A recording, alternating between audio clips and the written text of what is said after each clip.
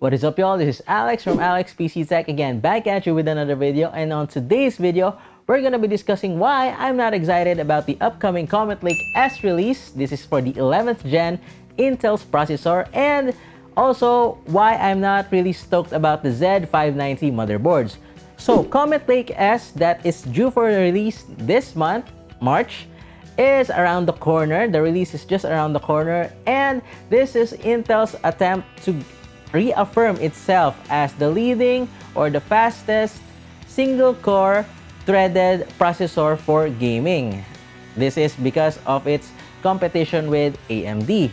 So the Z590 chipset, like its previous predecessor, the Z490 chipset, features the same socket, the LGA1200. So previous Intel generation processors like the 10th gen, like 10600K, 10700K, 10850K, 10900K, if you still have those, these will be compatible with both the Z490 and the Z590 chipsets. One of the main advantages of going with a Z590 against the Z490 is that it will have native PCIe 4.0 support along with extra 4 PCIe lanes, with a total of support for around 20 lanes of PCIe 4.0. Other Z490 motherboards do have native support for PCIe 4.0, but the advantage of having the Z590 is it will have 8x DMI support compared to the previous one, which only has 4x. If you are planning to use an older processor like the 10th gen processors on the newer chipset like the Z590 chipset motherboards, then it would only maximize at around 4x bandwidth of the DMI.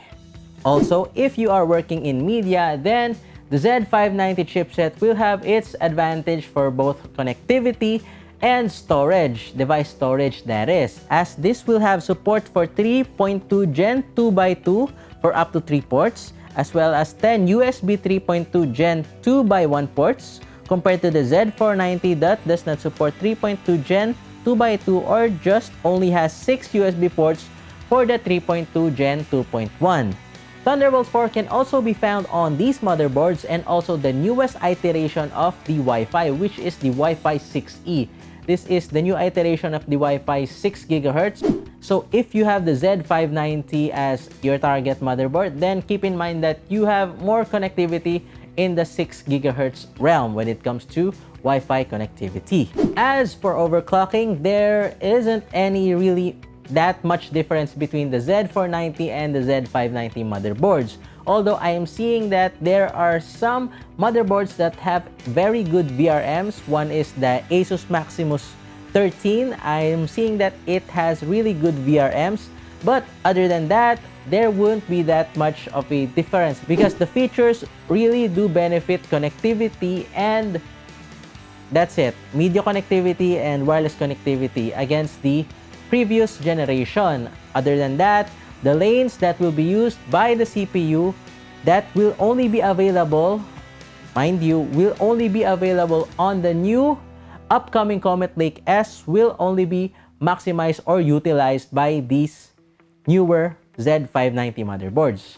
But the problem with that is, or my gripe with that is, the new motherboards or the new CPUs that are going to be released are only up until 8 cores and 16 threads. Unlike the previous generation, the 10th gen, the 10900K has at 10 cores and 20 threads. So the difference between those two is, for me, is huge because I primarily use Adobe Premiere Pro, and the extra cores do really help in the speed of my workflow when rendering and upon its computation on other tasks or multitasking.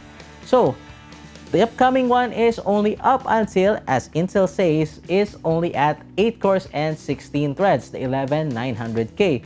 Although they're saying that it will have, of course, better performance. Let's say that it will have 3 to maximum of 10% better performance. That will not justify, in my case, the lack of cores that this new generation has to offer compared to the previous one. So with that said, I'm really still banking for the Z490 chipset against the Z590. If you are excited with the Alder Lake release, then like me and you're anticipating the mid-year release of these or the update of these motherboards probably on third quarter if we don't have chip delays, then like this video and subscribe to our channel for next or upcoming more content about this news, or if you are actually sick of the GPU news and what's happening on the GPU market, subscribe or comment down below, and see you on the next video.